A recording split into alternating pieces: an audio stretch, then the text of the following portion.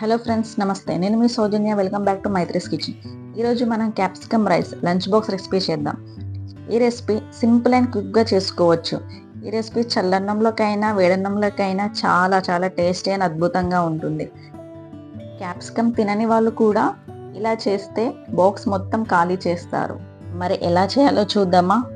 ఈ రెసిపీకి కావాల్సిన ingredients: 1 glass of rice, 1 onion, 1 tomato, 1 capsicum, 1 ఆలు, 1 టేబుల్ స్పూన్ జీరా, 1 టేబుల్ స్పూన్ ఆవాలు, హాఫ్ టేబుల్ స్పూన్ కారం, హాఫ్ టేబుల్ స్పూన్ పసుపు, ఉప్పు తగినంత, 1 టేబుల్ స్పూన్ బిర్యానీ మసాలా, 2 పచ్చిమిరపకాయలు, కొంచెం కొత్తిమీర, కొంచెం కరివేపాకు, 2 బిర్యానీ ఆకు, 1 carrot, half lemon, 2 table spoon oil.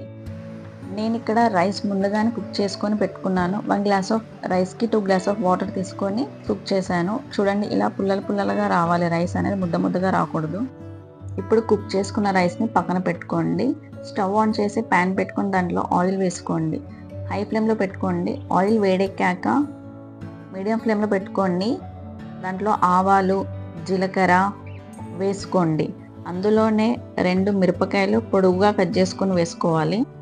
మిరపకాయలు వేగాక అందులో ఆనియన్స్ వేసుకోండి. ఆనియన్స్ సన్నగా పొడుగ్గా కట్ చేసుకోండి. ఆనియన్స్ 50% వేగాలి, మరీ ఎర్రగా వేయించకండి. 50% వేగాక అందులో క్యాప్సికమ్ వేసుకోండి. క్యాప్సికమ్ కూడా సన్నగా పొడుగ్గా కట్ చేసుకోవాలి. ఒక 2 మినిట్స్ అయ్యాక అందులో కరివేపాకు వేసుకోండి. అండ్ అందులోనే ఆలు కూడా వేసుకోండి. ఆలు చిన్నగా కట్ చేసుకోండి. ఇప్పుడు హాఫ్ టేబుల్ స్పూన్ సాల్ట్ వేసుకోండి. సాల్ట్ ఎందుకంటే ఇప్పుడు వేసుకున్న కూరగాయలన్నీ త్వరగా ఉడకడానికి. ఇలా ఎర్రగా వేగాక దీంట్లో టమాటోస్ వేసుకోండి. టమాటోస్ కూడా సన్నగా పొడుగ్గా కట్ చేసుకోవాలి. ఇప్పుడు మొత్తం ఒకసారి కలుపుకోండి. తర్వాత పసుపు వేసుకోవాలి. ఒకసారి మంచిగా కలుపుకోండి మొత్తం. ఇప్పుడు బిర్యానీ ఆకు వేసుకోండి.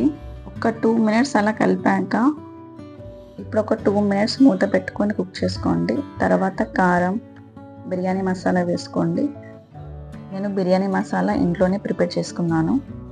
2-3 మిరియాలు, లవంగాలు, హాఫ్ దాల్చిన చెక్క, కొంచెం పువ్వు, ఇవన్నీ రోట్లో వేసుకొని దంచుకొని అప్పటికప్పుడే ప్రిపేర్ చేసుకొని వేసుకోవచ్చు.